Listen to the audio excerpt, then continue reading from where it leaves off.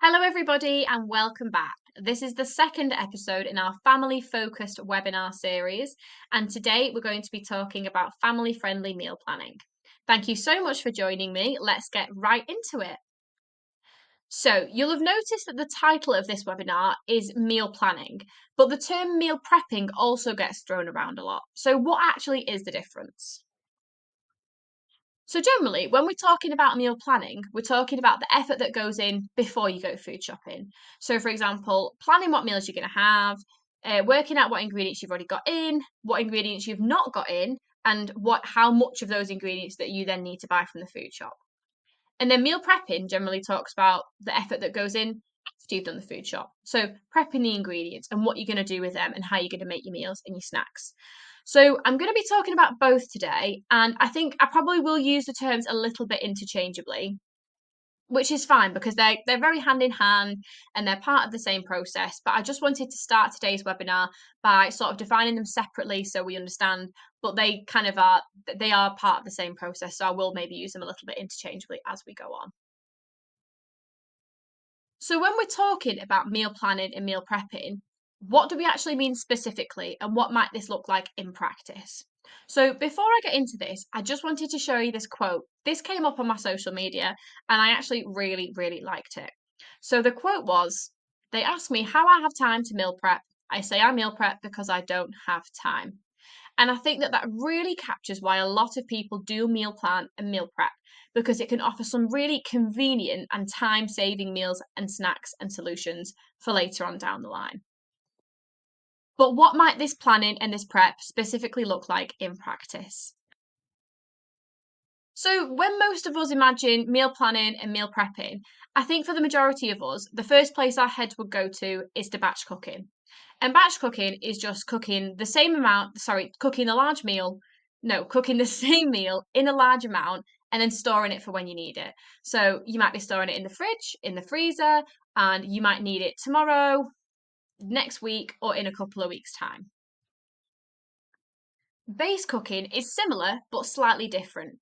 So when you cook a base, so for example, a tomato sauce, and then you adapt that to suit the different needs of different meals when you're going to use it. So for example, you might make a tomato sauce base and then have that in a curry dish, a tomato sauce based curry, use it as a tomato sauce on a pasta dish, or you might make it into a sauce and use it on a pizza base, for example. And these can both be really brilliant, really cost effective ways to save some time and to save some money. But it's important to point out that this isn't for everyone and they can be quite time intensive at the time that you're actually doing the batch or the base cooking. And a lot of us just don't have the time on a Sunday, for example, to sit and make 20 portions of lunch for the week ahead of us.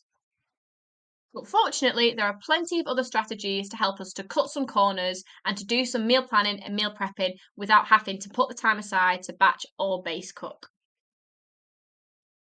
For example, just simply making a list of meals and snacks that you're going to eat that week. For meals, this might include breakfast, lunch, and dinners, or this might just include lunches and dinners.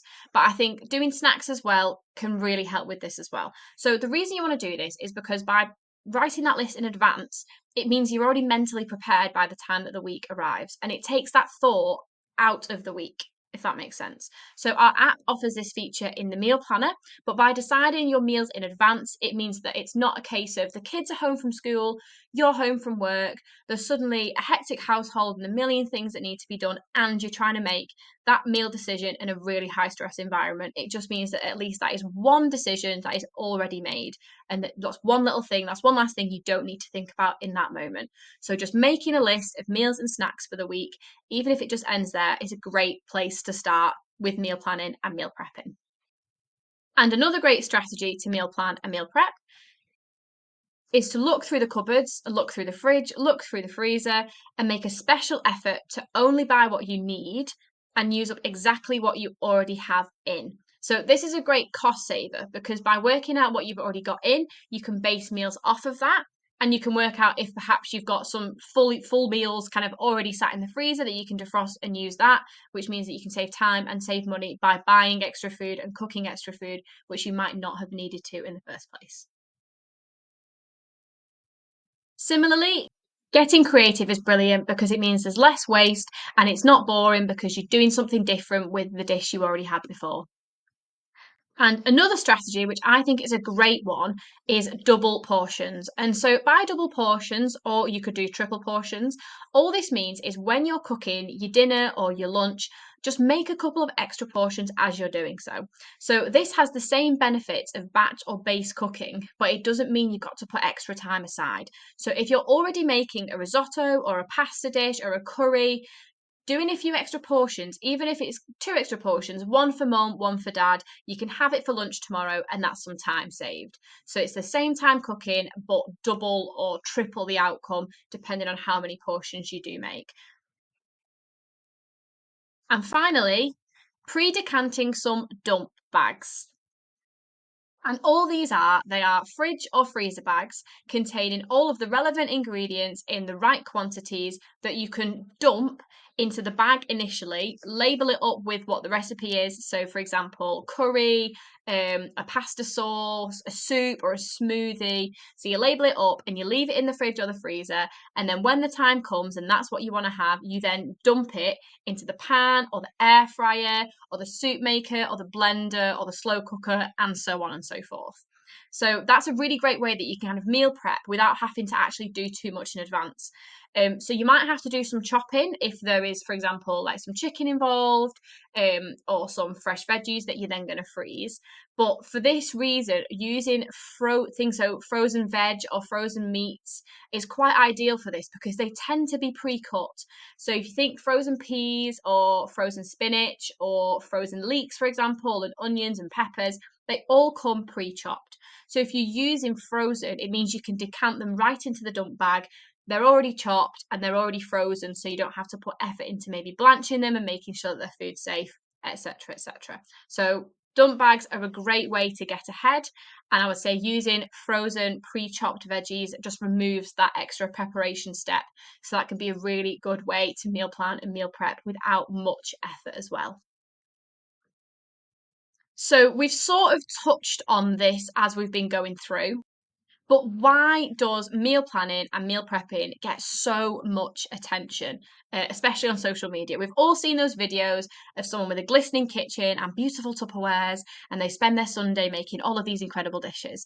So for some of us, that is what it looks like, and that's amazing. But that doesn't. It's not. That's not how it has to look for the majority of us. So, like for me in particular, I'm on plastic Tupperwares. I'm on takeaway containers that I've saved, but it still all has the same impact at the end of the day, regardless of aesthetic, really.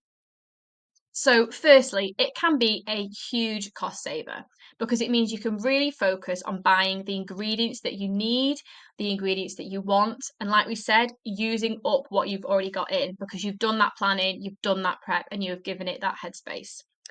Similarly, it can give you more space to think. So, what I mean by this is by taking the time to make the decisions in advance, it means you've got more headspace and you don't need to think about it on the day. So, what I said before about coming into a hectic household, it's by doing it in advance, that is one less thing, that is one less thought that you need to do right there in that moment. It can help save time. So I know that sitting down to like plan meals, working out what's in the cupboards, maybe pulling things out, writing a list, getting the kids involved, all that sort of stuff. Now that does take time. So I understand that. But what I'm saying by time saving is it means that if you're batch cooking, for example, you're not cooking every night of the week. You're not cooking again and again and again and again. Same with base cooking, which you might be cooking again, but you've taken a step out of it. So it's a quicker process. So it kind of opens the door to the fact that you can have meals ready in the freezer, meals ready in the fridge, because you've planned for that and you know that. And it also means that you've got those little pockets of time and those little pockets of thought that you've saved. So when we say about this hectic household, it's one less decision to make. That's the time spent making that decision. Those little moments are precious in a juggling family household. So just saving those pockets of time and those little moments, that is what we mean by when we say it is a time saving process. And admittedly, it will probably feel more laborious to begin with, but once meal prepping and meal planning becomes habitual, you will definitely feel the time saving benefits. It helps to reduce waste. So I actually think this is one of the main reasons that it can help save money. So we've already said this a few times. You're only buying and using what you actually need. But then the other half of that is that you're not buying things that you already have as well. So it prevents that double spend when you're going, oh, I need to go and buy some stock cubes, and then you find a packet of stock cubes at the back of the cupboard. It means that you've got that covered and you're not double buying anything and spending unnecessary money while you do so. And lastly, by meal planning, you can help to involve the children in cooking decisions. So it means that you can sit down and take that time. You can ask them what they want. You can negotiate and you can compromise if there's something that like you can't all quite agree on. You can ask them if they'd like to help, or perhaps you can pre-select maybe 10 dishes that you're prepared to make, and then they get to pick the 3 or 4 that they want that week. So by doing this and by encouraging them, you can help to develop that healthy, understanding relationship with food and the effort that goes into food prep as well, just to have a bit more of an appreciation for that.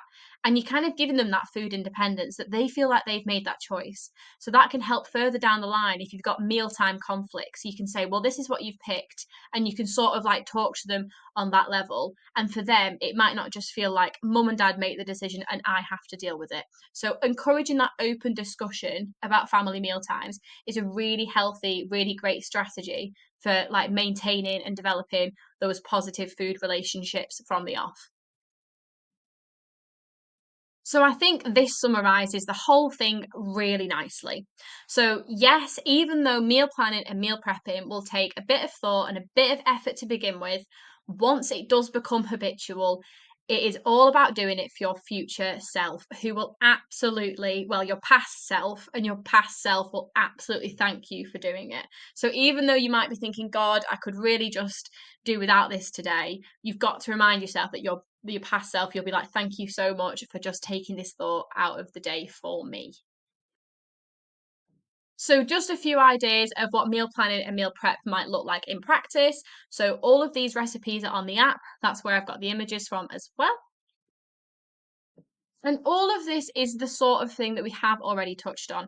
So I've said we can include breakfasts. So when you do meal planning, meal prepping, it can be a completely individual decision. You can do breakfast, lunch, dinners, and snacks. But I think snacks and breakfasts are the parts that are often overlooked. Planning dinners is probably where the majority of the attention goes, but breakfast and snacks can easily be forgotten. But by planning those in advance as well, that can really help to, like I say, take some thought back, take some time back from the everyday decisions that it just kind of builds up and we have to make.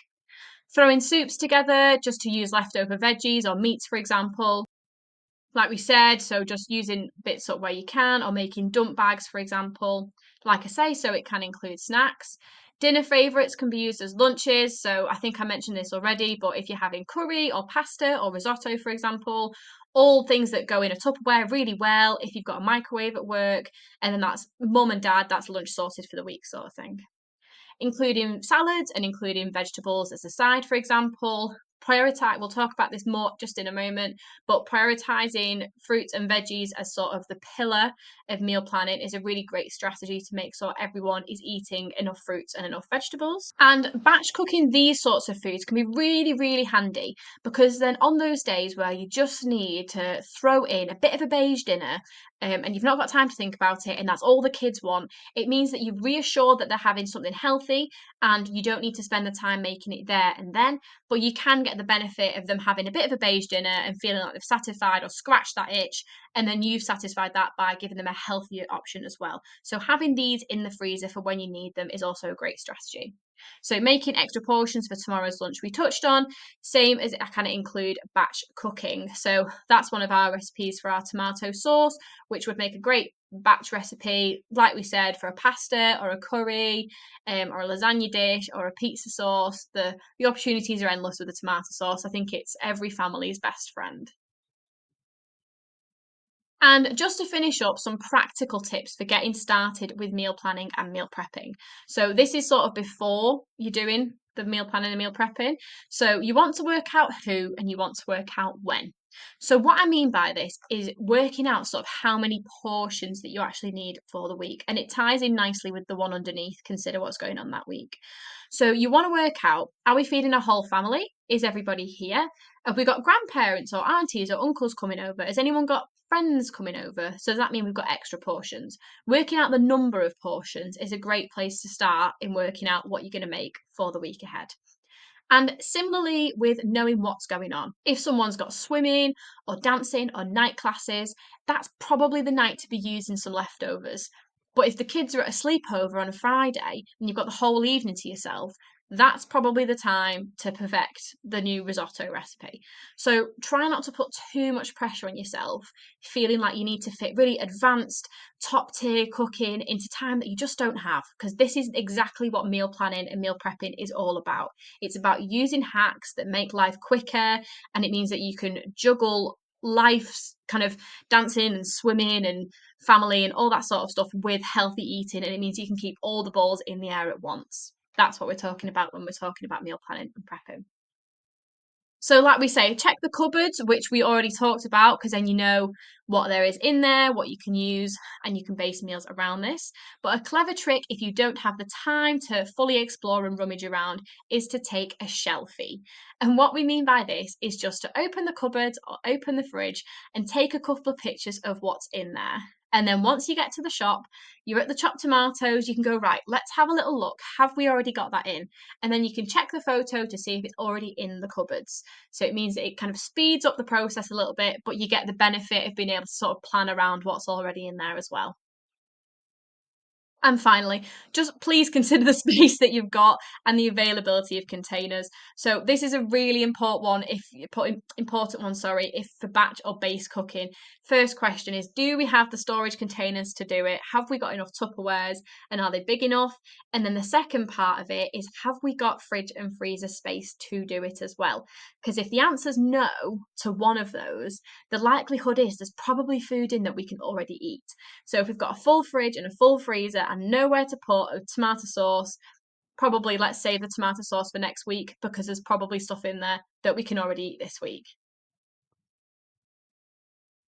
So some tips for during. So we have touched on some of these already, but for during meal planning and meal prep, like we said, consider double or even triple portioning, because it's the same amount of effort and we get twice or thrice the outcome at the same time.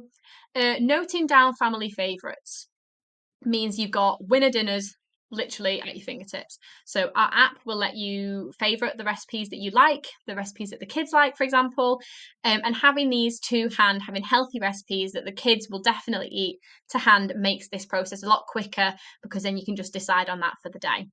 Prioritizing fruits and veggies. So this is something we should all be focusing more on. So they should always be the star of the show, because they are great for our health, and as a nation we are simply not eating enough of them.